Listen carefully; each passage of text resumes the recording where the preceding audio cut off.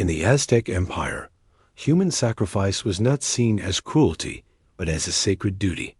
The people believed their gods demanded blood to keep the universe alive. Without it, the sun would stop rising, the moon would vanish, and darkness would consume the world. Every ritual was performed to maintain balance between the divine and mortal realms, ensuring the continuation of life itself. On the day of sacrifice, thousands gathered at the base of the Great Pyramid. Priests in crimson robes and tall feathered headdresses led a chosen captive up the steep steps. Drums thundered, chants filled the air, and the crowd cried out to the gods. The higher the captive climbed, the closer he came to death, yet for the Aztecs, it was an honor to serve as food for the gods.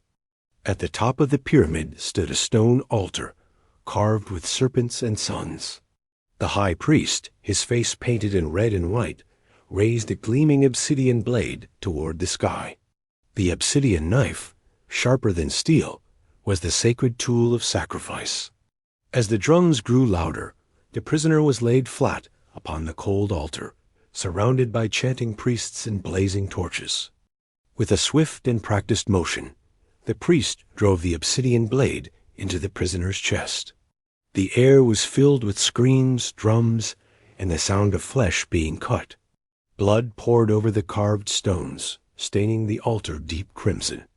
The priest reached inside, his painted hands soaked in red, and tore out the still beating heart, holding it high for all to see in a moment of divine terror. The bloody heart was lifted toward the blazing sun as the crowd fell to their knees in awe. Blood streamed down the steps of the temple like rivers of sacrifice. To the Aztecs, this ritual was not murder but renewal. They believed that only through the offering of human life could the sun continue to rise, and only through death could the fragile balance of the universe be preserved.